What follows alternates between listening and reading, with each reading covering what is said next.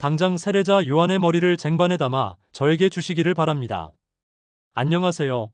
여러분, 오늘 우리가 함께 살펴볼 성경 이야기는 많은 예술가들이 그림과 조각, 문학작품으로 다뤄온 충격적인 사건입니다. 당장 세례자 요한의 머리를 쟁반에 담아 저에게 주시기를 바랍니다. 이 섬뜩한 요구가 어떻게 나오게 되었을까요? 이 사건은 단순히 고대 근동 지역의 잔혹한 정치적 음모가 아닙니다. 여기에는 하나님의 구원 역사 가운데서 일어난 깊은 영적 의미가 담겨 있습니다. 세례자 요한의 죽음은 예수 그리스도의 십자가 죽음을 예표하는 동시에 참된 제자도가 무엇인지를 보여주는 강력한 메시지를 담고 있습니다. 오늘 우리는 마태복음 14장과 마가복음 6장에 기록된 이 사건을 통해 다음과 같은 질문들을 함께 생각해 보겠습니다. 왜 하나님은 당신의 충실한 종 요한이 이렇게 비참하게 죽는 것을 허락하셨을까요? 이 사건이 초대 교회와 오늘날 우리에게 주는 교훈은 무엇일까요? 그리고 진정한 순교의 의미는 무엇일까요? 이 사건을 제대로 이해하기 위해서는 먼저 당시의 역사적 배경을 알아야 합니다. 주후 1세기 초 팔레스타인은 로마 제국의 지배하에 있었고 헤롯 가문이 분할 통치를 하고 있었습니다. 사건의 주인공 중 한 명인 헤롯 안티파스는 헤롯 대왕의 아들로 갈릴리와 베레아 지방의 분봉왕이었습니다. 그는 야심 많고 잔인한 통치자였지만 동시에 유대인들의 종교적 감정을 의식하지 않을 수 없는 처지에 있었습니다. 여기서 우리가 주목해야 할 것은 세례자 요한의 사역입니다. 요한은 단순히 종교적 지도자가 아니라 사회 정의를 외치는 예언자였습니다. 그는 회개하라, 천국이 가까이 왔다고 외치며 모든 계층의 사람들에게 회개를 촉구했습니다. 바리새인과 사두개인들에게는 독사의 자식들아라고 호통쳤고 세리들에게는 정해진 것 외에는 거두지 말라고 했으며 군인들에게는 강탈하지 말라고 교훈했습니다. 그런데 요한은 헤롯 안티파스의 개인적인 죄악에 대해서도 침묵하지 않았습니다. 헤롯이 자신의 형 헤롯 빌립이 아내 헤로디아스를 취한 것을 공개적으로 비판한 것입니다. 레위기 18장 16절과 20장 21절에 따르면 형의 아내를 취하는 것은 하나님 앞에서 가증한 일이었습니다. 헤로디아스는 이로 인해 요한을 미워하게 되었고 그를 죽이려 했지만 헤롯이 요한을 의인이라 여겨 보호했습니다. 마가복음 6장 20절은 흥미로운 사실을 기록합니다. 헤롯이 요한을 의롭고 거룩한 사람으로 알고 두려워하여 보호하며 그의 말을 들을 때에 크게 번민하면서도 달갑게 들었더라. 이제 운명의 그날로 가보겠습니다. 헤롯의 생일 연회가 벌어졌습니다. 이는 단순한 생일 파티가 아니라 정치적 의미가 담긴 국가적 행사였습니다. 갈릴리의 고관들과 천부장들, 그리고 지역 유력자들이 모두 참석한 성대한 잔치였습니다. 이 자리에서 헤로디아스의 딸, 전통적으로 살로메라고 불리는 소녀가 춤을 추었습니다. 그녀의 춤은 헤롯과 손님들을 크게 기쁘게 했습니다. 여기서 우리가 주의해야 할 것은 이 춤의 성격입니다. 고대 근동의 궁중 연회에서 행해지는 춤들은 종종 관능적이고 도발적인 성격을 띠었습니다. 헤롯은 술에 취해 경솔한 약속을 합니다. 네가 무엇을 구하든지 내가 주리라, 내 나라의 절반까지도 주리라. 이것은 에스더서에 나오는 아하수에로 왕의 말과 비슷합니다. 그러나 에스더의 경우와 달리 여기서는 악한 계략이 숨어 있었습니다. 소녀는 어머니 헤로디아스에게 달려가 무엇을 구할지 물어봅니다. 헤로디아스는 기다렸다는 듯이 대답합니다. 세례자 요한의 머리를. 그리고 소녀는 서둘러 왕에게 돌아가 말합니다. 지금 당장 세례자 요한의 머리를 쟁반에 담아 내게 주기를 바라나이다. 여기서 지금 당장이라는 표현이 중요합니다. 이는 헤롯에게 생각할 시간을 주지 않으려는 의도였습니다. 또한 쟁반에 담아라는 표현은 이 요구가 얼마나 잔인하고 비인간적인지를 보여줍니다. 마태복음은 왕이 근심하되라고 기록하고 마가복음은 왕이 심히 근심하되라고 더 강조해서 기록합니다. 헤롯은 분명히 갈등했습니다. 그는 요한을 죽이고 싶지 않았습니다. 요한을 의로운 사람으로 여겼고 또한 백성들이 요한을 선지자로 여기고 있었기 때문입니다. 그러나 헤롯은 더 큰 두려움 앞에 굴복합니다. 손님들 앞에서 맹세한 것을 지키지 않으면 자신의 체면과 권위가 실추될 것을 두려워한 것입니다. 마가복음 6장 26절은 이렇게 기록합니다. 왕이 심히 근심하되 자기가 맹세한 것과 그 앉은 자들 때문에 거절할 수 없는지라. 이는 인간의 연약함을 보여주는 대목입니다. 헤롯은 무엇이 옳은지 알고 있었지만 사람들의 시선을 더 두려워했습니다. 이것이 바로 사람을 두려워하는 것이 어떤 결과를 가져오는지 보여주는 성경적 교훈입니다. 드디어 헤롯은 시위대를 보내어 감옥에서 요한의 목을 베게 합니다.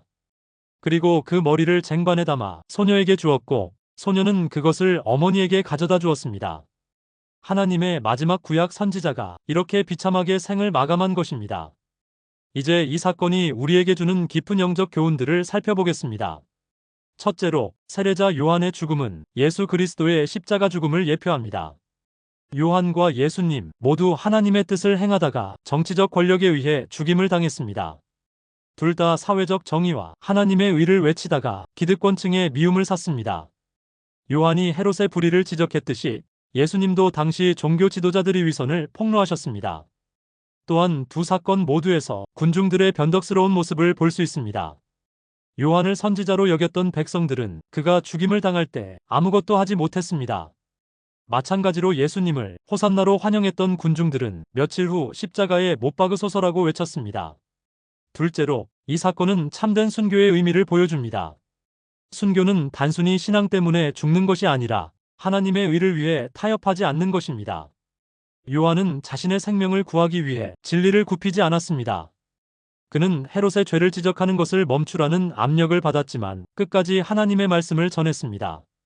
이것이 바로 예수님께서 말씀하신 자기 목숨을 잃는 자는 구원하리라는 역설적 진리의 실현입니다. 또한 요한의 죽음은 하나님의 구원 계획에서 필요한 부분이었습니다. 그는 예수님이 길을 예비하는 사명을 완성했고 이제 그는 흥하여야 하겠고 나는 쇠하여야 하리라는 자신의 고백을 생명으로 증명한 것입니다. 셋째로, 이 사건은 교회와 정치 권력의 관계에 대한 중요한 교훈을 줍니다. 요한은 정치적으로 올바른 것보다 하나님 앞에서 옳은 것을 선택했습니다. 교회는 세상의 불의에 대해 침묵해서는 안 됩니다. 그러나 동시에 세상적 권력을 추구해서도 안 됩니다. 요한처럼 진리를 선포하되 그 결과는 하나님께 맡기는 것이 참된 신앙인의 자세입니다. 넷째로, 이 사건은 죄의 세력이 어떻게 역사하는지 보여줍니다. 헤로디아스의 원한, 살로메의 순진함을 이용한 조종, 헤롯의 체면 때문인 결정 등이 모두 얽혀서 의인의 죽음을 가져왔습니다. 이는 우리 시대에도 동일하게 일어나는 일입니다. 개인의 이익, 체면, 권력욕 등이 결합될 때 얼마나 무서운 결과를 가져올 수 있는지 경고하는 것입니다. 그렇다면 이 세례자 요한의 순교 사건이 오늘날 우리에게 주는 실천적 교훈은 무엇일까요? 첫째, 우리는 세상의 불의 앞에서 침묵하지 않는 용기를 가져야 합니다. 물론 모든 사람이 요한처럼 목숨을 바칠 필요는 없습니다. 그러나 각자가 처한 자리에서 진리를 증거하고 의를 행하는 것은 모든 그리스도인의 사명입니다. 직장에서의 부정부패, 사회의 구조적 불애, 교회 내의 잘못된 관행들에 대해 우리는 어떤 태도를 가져야 할까요? 요한의 모습에서 우리는 타협하지 않는 신앙인의 자세를 배울 수 있습니다. 둘째, 우리는 사람을 두려워하는 함정에 빠지지 않도록 주의해야 합니다. 헤롯이 요한을 죽인 것은 하나님을 두려워해서가 아니라 사람들의 시선을 두려워해서였습니다. 오늘날 우리도 비슷한 유혹에 직면합니다. SNS의 좋아요 때문에, 동료들의 시선 때문에 세상적 성공을 위해 우리의 신앙적 원칙을 타협하려는 유혹이 계속됩니다. 그러나 잠언 29장 25절은 말합니다. 사람을 두려워하면 올무에 걸리게 되거니와 여호와를 의지하는 자는 안전하리라. 셋째, 우리는 순교자적 정신으로 살아야 합니다. 모든 그리스도인이 피를 흘리며 죽는 순교를 할 필요는 없지만 날마다 자기를 부인하고 십자가를 지는 삶을 살아야 합니다. 이는 내 욕심보다 하나님의 뜻을 앞세우는 것, 내 편의보다 이웃의 유익을 구하는 것, 내 명예보다 하나님의 영광을 구하는 것을 의미합니다. 세례자 요한의 죽음은 비극적인 사건이지만 동시에 승리의 사건이기도 합니다. 그는 자신의 사명을 끝까지 완수했고 예수 그리스도의 길을 예비하는 사명을 생명으로 완성했습니다. 오늘 우리도 각자가 받은 사명을 충실히 감당하며 어떤 어려움이 와도 타협하지 않는 믿음으로 살아가기를 소망합니다. 죽도록 충성하라 그리하면 내가 생명의 면류관을 내게 주리라는 주님의 약속을 기억하며 세례자 요한처럼 자기를 부인하고 주님을 따르는 제자들이 되시기를 축원합니다. 오늘 말씀이 여러분의 신앙생활에 도전과 은혜가 되기를 소망합니다. 감사합니다. 묵상 질문. 나는 세상의 불의 앞에서 침묵하고 있는 것은 없는가? 사람을 두려워해서 하나님의 뜻을 저버린 경험은 없는가? 내게 주어진 사명을 끝까지 완수하려는 의지가 있는가? 순교자적 정신으로 일상을 살아가고 있는가?